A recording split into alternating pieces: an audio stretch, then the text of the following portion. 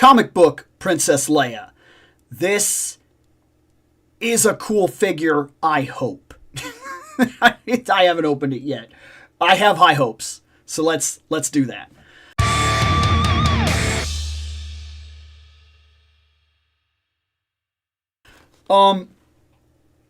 Why this? Is it because I have a big love for the comic book? No. I bought, I think it was 6 of the graphic novel collections of the Star Wars comics when they started coming out.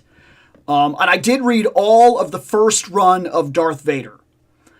I was interested for what it was worth, but I'm not blown away by the Star Wars comics. And I never, ever, ever have been. This has nothing to do with new stuff versus Legends. For me, Star Wars makes its home on the screen. Period. Like, that is where it lives. And until Star Wars on the screen says it is a thing, it's not. I know people love the expanded universe. And I know people love Legends. And I know people were mad. And all I could say is,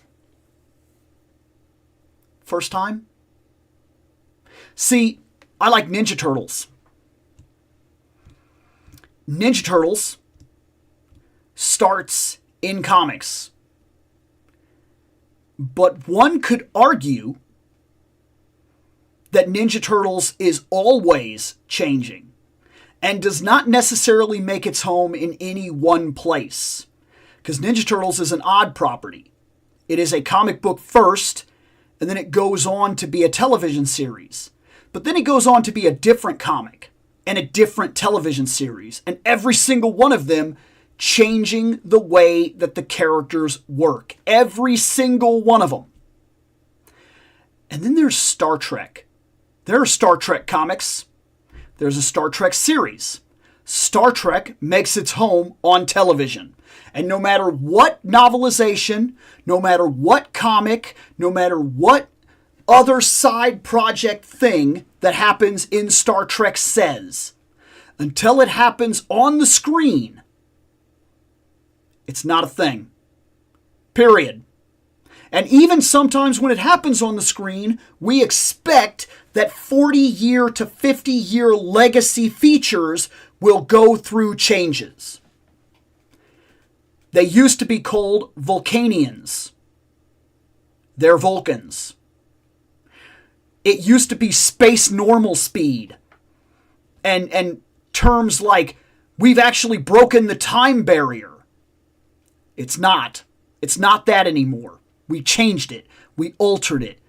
We made a difference in the way that works because we retcon as we go through these gigantic, huge legacies. Sometimes for the betterness of certain things, like having the stories flow easier, and sometimes for continuity purposes, like from now on, these are the rules because this makes more sense than this, and this will explain like this. It happens. So I did not buy this figure because I loved this comic. I bought this figure for a very weird reason, actually. Like a kind of a weird one. I like this costume. And I like this costume for a very weird reason. I'm going to be perfectly honest. When I really stop and think about it, it's a weird reason why I like this costume so much.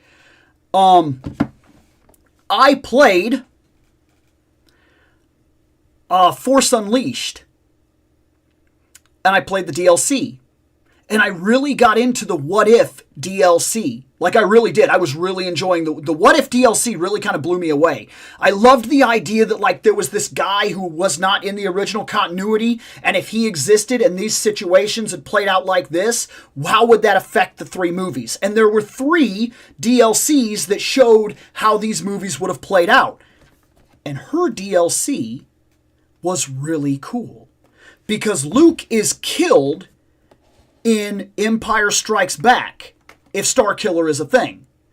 And if Starkiller is a thing, how does that affect Leia if Luke has been killed? Well, Leia became a Jedi. And she has a really cool costume, which is very close to this. Shows a little bit more skin, but very close to this. And she has a yellow lightsaber. Bill likes the yellow lightsabers. Always has. Since the introduction of yellow lightsabers in KOTOR, that has been my favorite lightsaber. If I could pick one, yellow makes the most sense. It makes the most sense for me. I took that Jedi test seriously multiple times in KOTOR. I answered the questions multiple times the way that I would handle situations, and I often found myself constantly being classed as the Jedi Sentinel.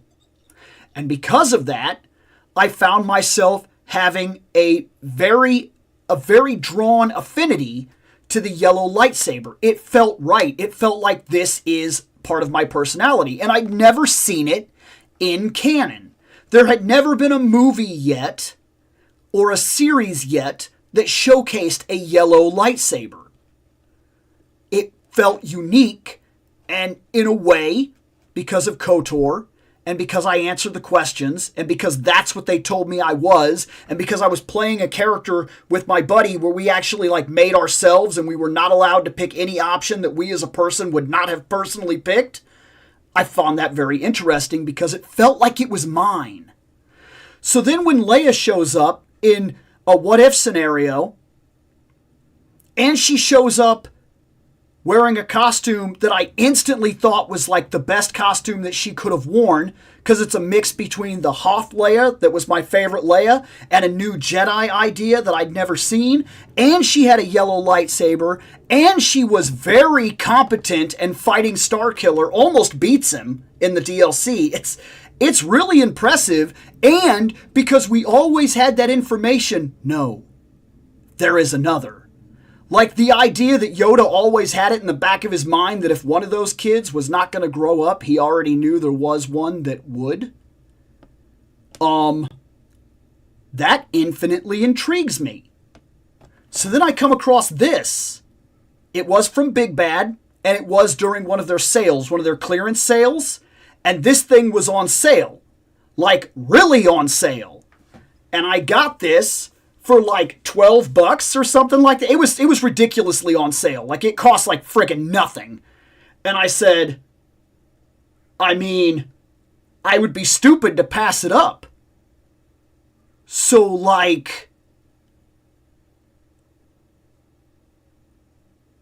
right? So I bought it. And now, because I own it, and I'm pretty sure I can find a lightsaber to give to her, because that's the way she's going to go on my shelf, okay? These blasters are pointless. This comic book panel is pointless. This information is pointless. I bought this to represent a completely different idea that speaks to me and nobody else. And I don't care, because, see, toys are a funny thing.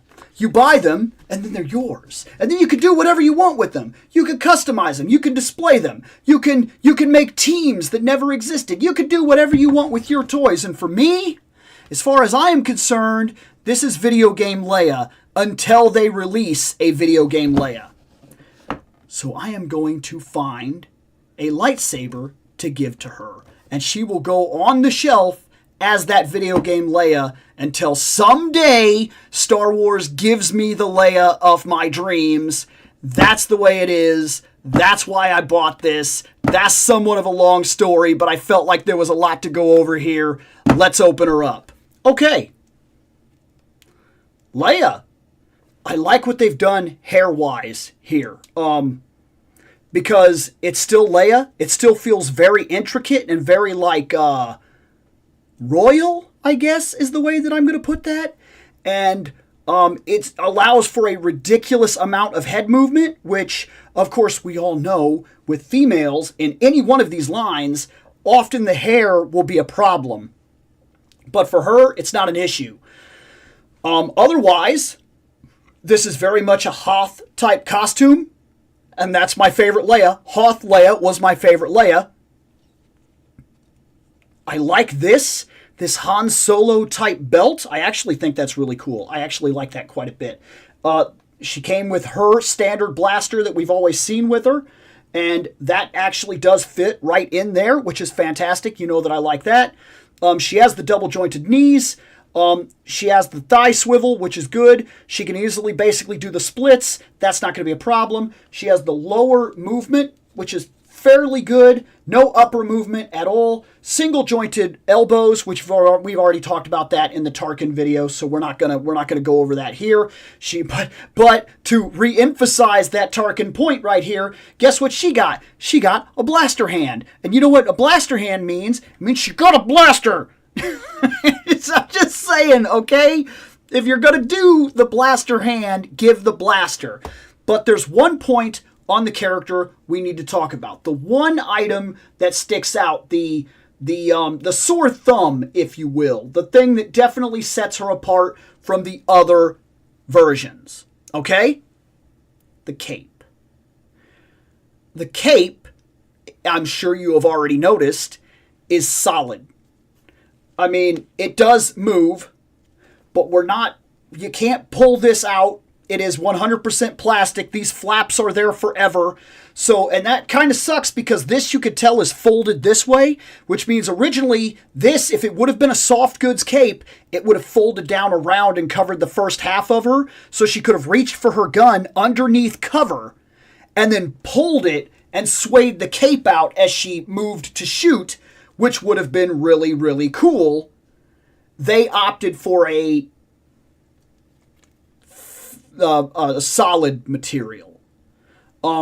Malleable for what it is, but solid. And solid enough that it actually becomes a problem when you pick the arms up, because when the arms go up, the cape goes up, and that's going to cause problems in like trying to create like the blaster effects, where if you want, like with me, if I want to do a photography set where she's like shooting a stormtrooper or whatever, I have to put her in a shooting pose, put her arm up, but make sure that her arm is just low enough or that the cape is bent at just the right angle, that it's not going to cause a problem coming up on the chin and like kind of throwing the rest of the character off balance. It also may be heavy. It doesn't feel like it, but it could end up being heavy and throw the character's balance off. I just got her to stand up very easily. So maybe that's not a thing, which is good, because if it's not a problem, it's not a problem. And if it's not a problem, I'm not going to complain about it. So fantastic, right? But she got the gun that makes sense for her comic book appearance. She got the gun that makes the most sense because it is the gun that we've often seen her with in most of the character releases and the filmologies in general. And overall, especially for what I paid, that's a solid figure. Still behind the times in terms of where I feel this. We should have double jointed elbows by now, Black Series. Where are the elbows? Because it's not just the female characters. The elbows, okay, we need them. Get them on these characters. Get them on these figures. I don't understand what we're doing. Like, the rest of your lines at your company are doing it. You do Marvel Legends. You do G.I. Joe.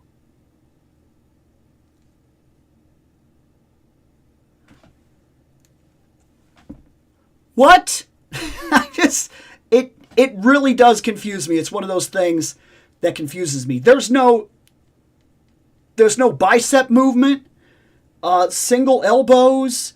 Like, I will never understand how toy lines at the same price point from the same company, not that they should necessarily share assets, but shouldn't they at least share, like,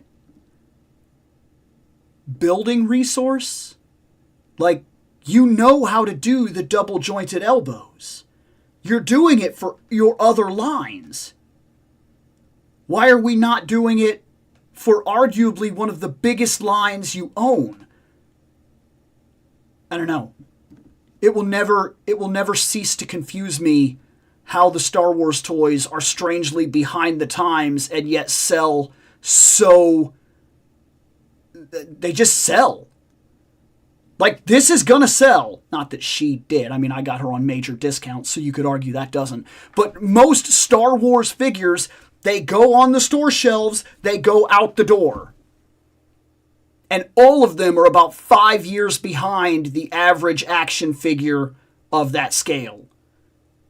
From multiple companies, including their own.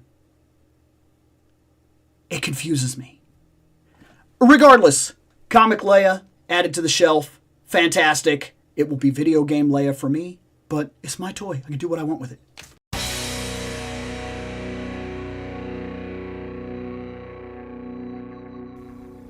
I have spoken. Take what you will from it.